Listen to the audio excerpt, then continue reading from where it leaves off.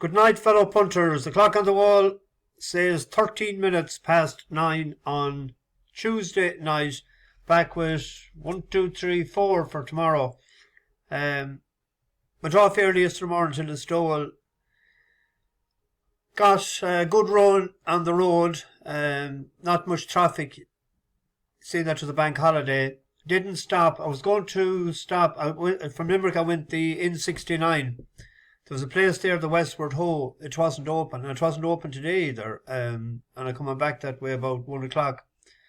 I don't know, is it evening opens on Monday or Tuesday or what? And I was going to pull into filling station in Clarina, but there were too many cars there. So ploughed on, and I said I'd have the dinner in Aoife Jones's, where I had it before a few times. That was closed on a Monday.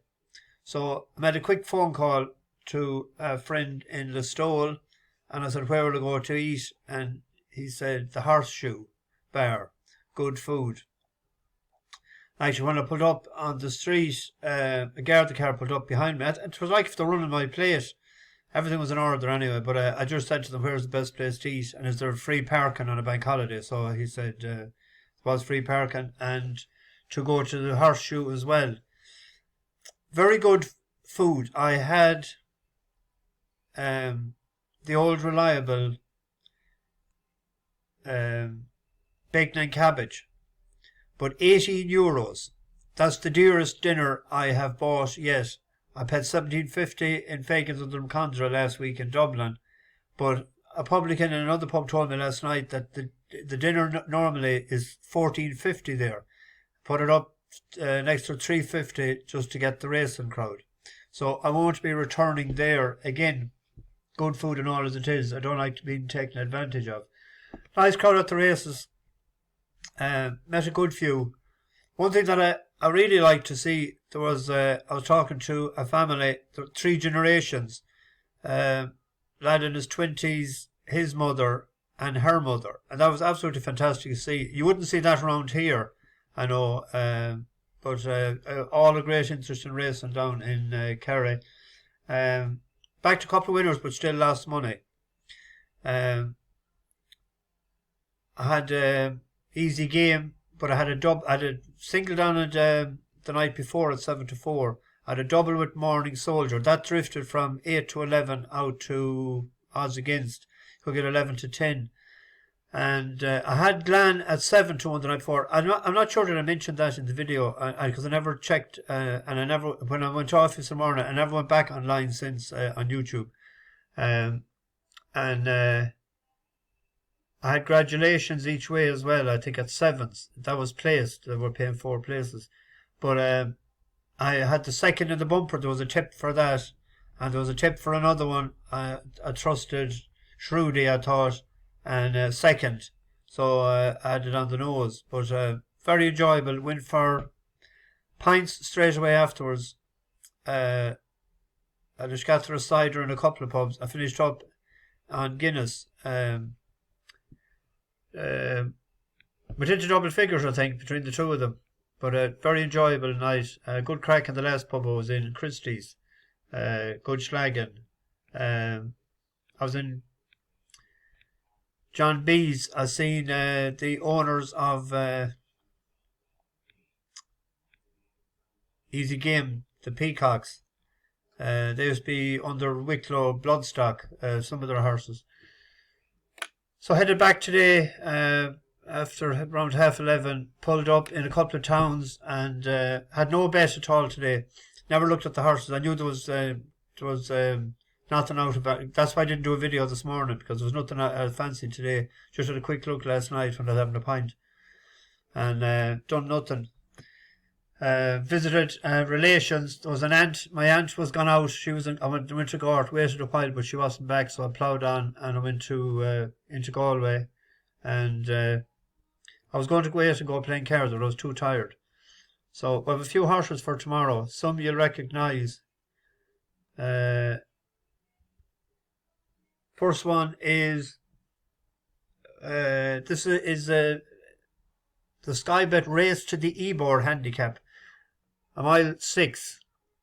I chose White Caviar. in this. Where are you here? Come on. This had a run the last year, but the handbrake was on.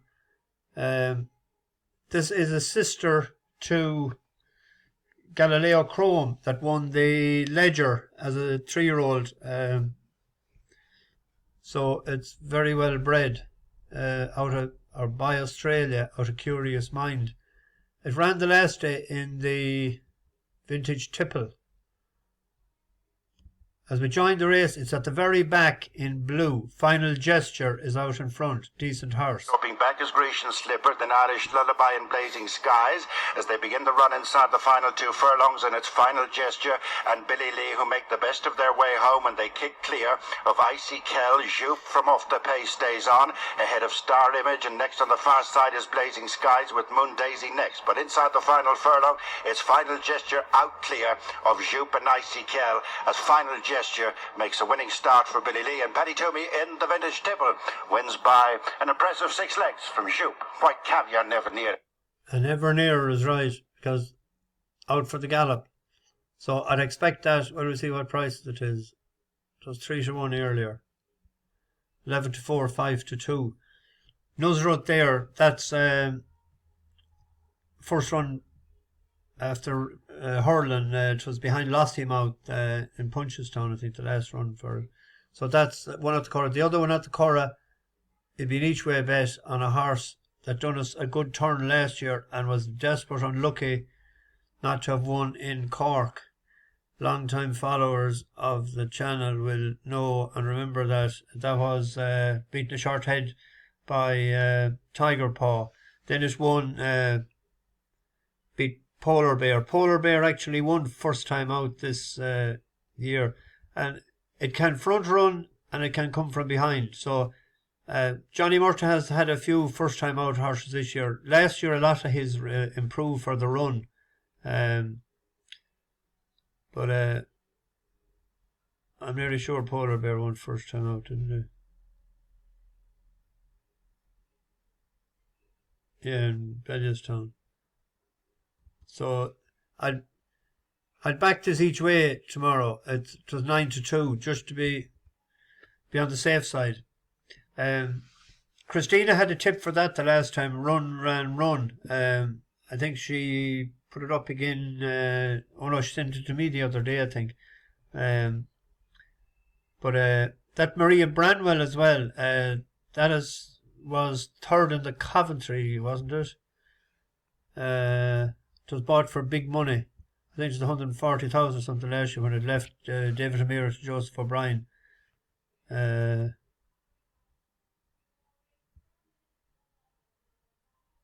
it's down in class, listed race and Group 3.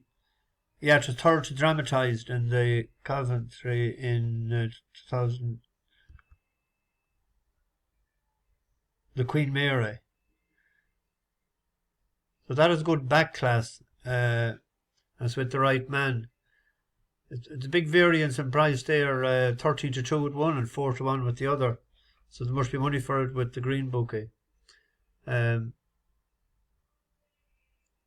why we might go to be safe at 9-2. Now here, where are we? There's 2 in the UK. Our buddy Buxted 2. It's his first run in a handicap tomorrow. I mentioned him when he was first run over hurdles.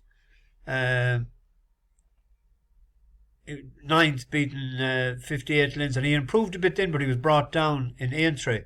The last day he wasn't too busy, but the fact that he was racing on the flat for rating of 85, like the normal rating, if I'd have had 40, that'd be 125, and he's only 95.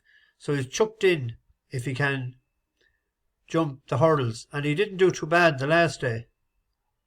No, that's not him. This is him in 6th place on the turn for home. Dozy leads in. Tabitha Worsley has a and the handbrake on. Sees that Uggy is the nearest pursuer. Still there is Imperial Admiral. Sister and Brother has now been switched off the rail and is coming there quite strongly towards the near side to unleash a challenge. And Thorpe Ness has made ground from the back of the field. And Wolf of Oxshott is also trying to pick up. Here's two from home. And taking it, Dozy was joined by Sister and Brother Uggy towards the far side. And then comes Thorpe Ness and Imperial Admiral. Wolf of Oxshott behind them with Buxted too. Over the final flight, Sister and Brother made a bit of a hash of it, gives another chance to Dozy the far side. Thorpe Ness staying on with Uggy in third and fourth, but going up towards the line. It's going to be pretty close.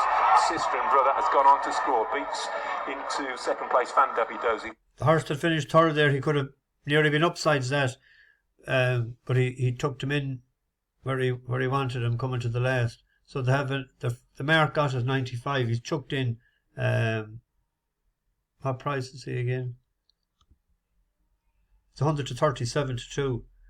That Hunting Percival was second the last time, but was beaten a few lengths, and he looked a bit sort of one-paced to Sherburne at 80 to 1. I think if the money comes for this, and it will if Ian Williams fancies it, he could have a chance first time in a handicap hurl.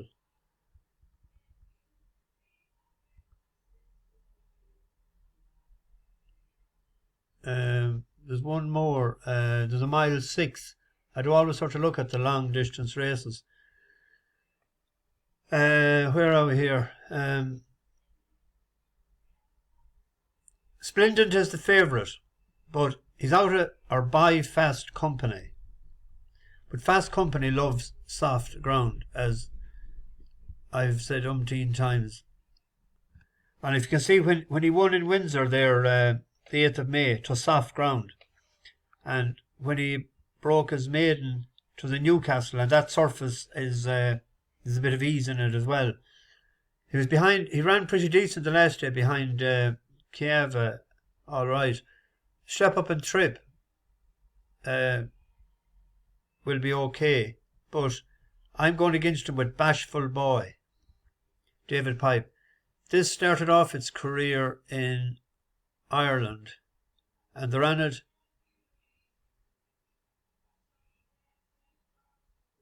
with Johnny Feen. It won a maiden in Dundalk, so good to firm ground, and they ran it in Dundalk the previous run to second to Golden Valor. Like, was rated 72 at the time. The soft to heavy, soft and soft, you can throw them out, even though he was 5th of 20 in one of the races, but he was beaten 17 lengths. When it won a hurdle race, then it was on good ground in Fontwell. So that's the ground it needs. It moved in from Susie Best to David Pipe. It won on good ground in March of 122. It won a handicap in Lingfield, top of the ground surface as well, of 74. This is only its 4th run on it was his 4th run the last time in Salisbury. He picked up late, and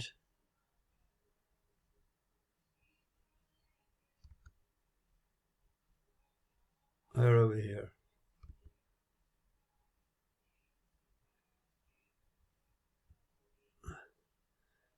Yeah, this is the race. That's him in about 1, 2, 3, 4, 5, 6th on the rail.